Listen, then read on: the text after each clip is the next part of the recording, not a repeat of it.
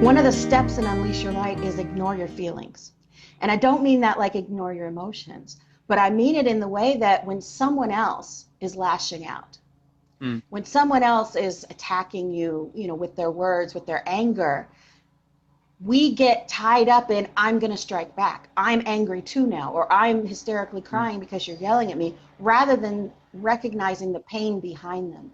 And if we can step out of our own emotions for a moment, and we want resolution more than we want to be right in the situation, then we can see the pain behind the person who's yelling at us. And we can really, like you said, mm, address that.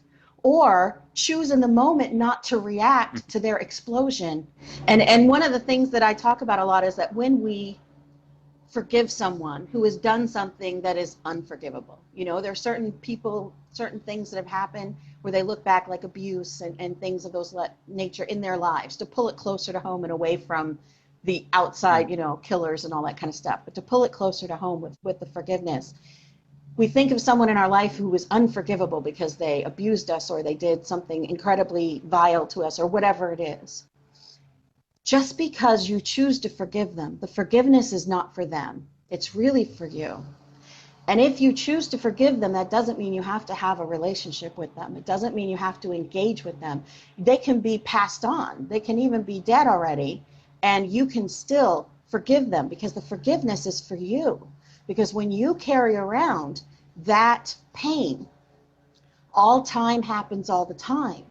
So if you are holding on to that grudge, that I'll never forgive you, then that person continues to hurt you every moment of every day.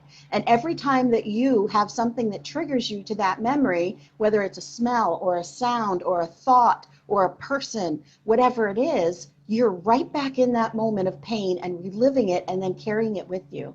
And you will punish every other person in your life for what the other person did, with your walls, with your lashing out, with your reactions, as well as punishing yourself for carrying this forward with you, because you are, anything bad that happens to us, we as humans are so good at guilt and shame on ourselves, even when it's something that is obviously not our faults. But we'll find a way to twist it to that, even if those are words we'll never say. So when we hold on to this grudge and this moment of, I'm never forgiving you, we are basically saying, I'm going to put myself in prison for the rest of my life.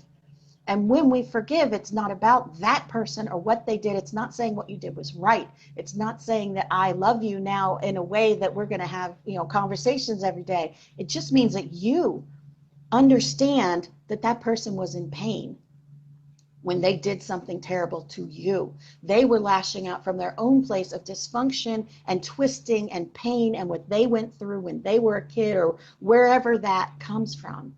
And when you say, I understand pain, so I forgive that this was the way that you processed your pain. And I forgive that you did this. And I forgive myself for carrying this around for so many years, this grudge.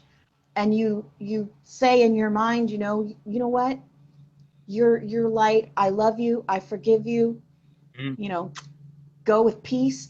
And it allows you to actually let go of that grudge.